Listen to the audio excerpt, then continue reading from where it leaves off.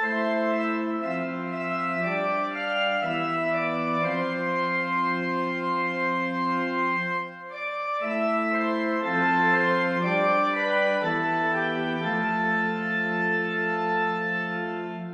y a des figures importantes de prophètes qui marquent le temps fort de l'Avent, comme celle d'Isaïe et de Jean-Baptiste.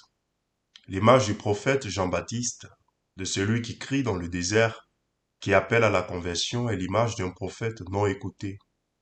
La parole qui proclame, cette parole de Dieu, résonne dans des lieux déserts, dans des lieux vides. C'est une expérience douloureuse que vit le prophète. Une expérience partagée par le psalmiste en ces thèmes.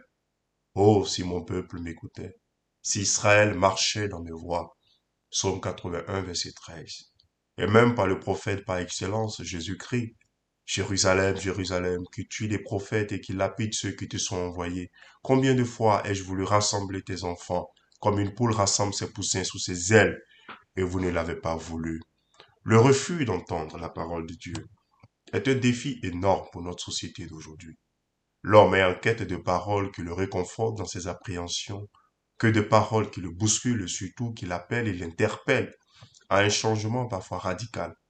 La prophétie de Saint Paul, en ce sens, se réalise pleinement aujourd'hui dans notre monde, quand il disait, il viendra un temps où les hommes ne voudront plus rien savoir de l'enseignement authentique, sous l'influence de leurs désirs pour satisfaire leurs convoitises, ils se choisiront une foule de maîtres, ils courront de doctrine en doctrine, au gré de leur fantaisie, ayant la démangeaison d'entendre des paroles qui chatouillent agréablement leurs oreilles.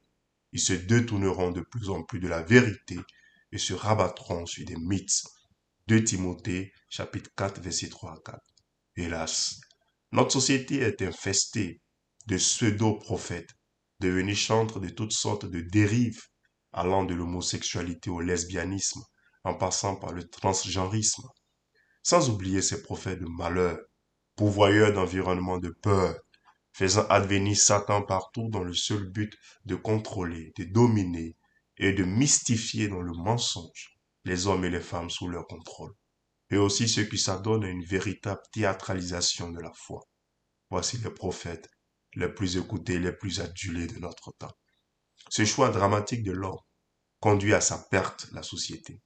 Quelle est cette société qui n'a plus de repères, qui n'a plus de voix qui chuchote à l'oreille de la conscience pour lui rappeler sans cesse son rôle majeur, qui non seulement est de discerner le bien du mal, mais aussi et surtout de faire le choix radical du bien. Le gros drame de notre humanité actuelle, c'est que les prophètes se sont tus, soit parce qu'on continue de les tuer, ou parce qu'ils sont devenus trop lâches. La vérité est que les gens ne cherchent plus à se convertir, ils cherchent plutôt à se divertir.